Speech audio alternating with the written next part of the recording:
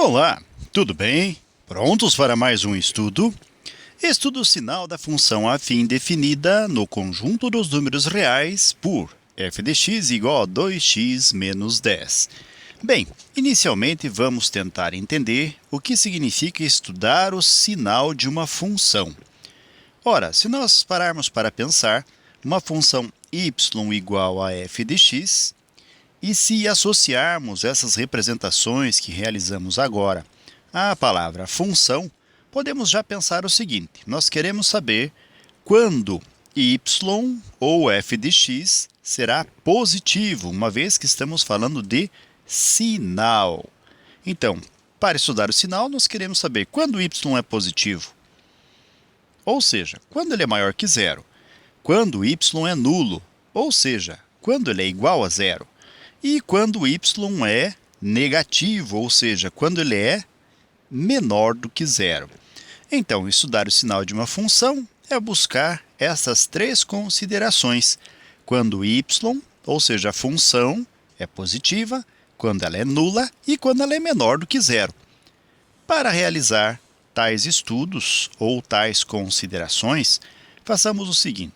Inicialmente, nós temos y, que é igual a f de x e que é igual a 2x menos 10. Vamos pensar inicialmente para y maior do que zero. Se nós queremos y maior que zero e se 2x menos 10 é y, então o que nós queremos aqui é que 2x menos 10, justamente y, seja maior do que zero. E aí nós temos uma inequação do primeiro grau. Colocamos 10 que está subtraindo, somando no segundo membro. Obteremos 2x, que será maior do que 10 positivo. Isolamos x, vamos ter um x, que será maior do que 10 meios. Portanto, o nosso x aqui será maior do que 5. Logo, para y maior que zero, nós temos que ter um x que seja maior do que 5. Na sequência, vamos nos perguntar, e quando y será igual a zero?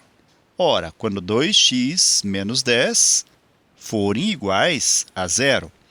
Logo, isolamos aqui x, fazendo 2x igual a 10 positivo. Na sequência, isolamos x, fazendo x igual a 10 meios, ou finalmente x vai ser igual a 5. Portanto, respondendo à pergunta, quando y será igual a zero? Ora, quando x for igual a zero.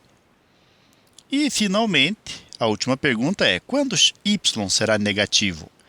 Para poder tentar responder essa questão, vamos também pensar que y deverá ser menor do que zero, ou seja, 2x menos 10 deverá ser menor do que zero, uma vez recordando que chamamos 2x menos 10 de y.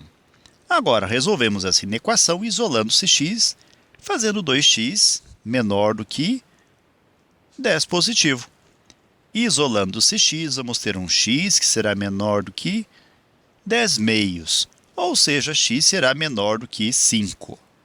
Então, nós temos um y que será negativo quando x for menor do que 5. Na prática, vamos explorar um pouco essa situação. Nós temos a nossa função, que é f de x igual a 2x menos 10. Vamos pensar assim. Nós temos os três casos que foram destacados aqui. Nós temos f de x, que chamamos de y, e que nós queríamos e queremos que seja maior do que zero. E aí descobrimos que o x tem que ser maior do que 5. Apenas a título de exemplo, vamos colocar aqui um x que seja maior do que 5 e que pode ser 6. Vamos fazer então a substituição para verificar? F de 6 vai ser 2 vezes 6 menos 10. E f de 6 vai ser igual, 2 vezes 6 é 12. Menos 10 nos dará um f de 6, que vai ser igual a 2. 2 aqui está positivo, e ele é maior que zero, logo, nós conseguimos, através dessa relação, determinar uma função que seja positiva caso nós tenhamos um x que seja maior do que 5. Vamos explorar agora o segundo caso. No segundo caso, nós determinamos um f de x, que é um y e que tem que ser zero. Para isso, descobrimos que o x tem que ser igual a 5. E vamos substituir esse 5 e ver o que acontece. Nós teremos 2 vezes 5 menos 10, ou seja, f de 5 será igual a 10 menos 10. Ou seja, f de 5 nos levará a zero. Portanto, também descobrimos que se x for 5, o nosso y vai ser zero.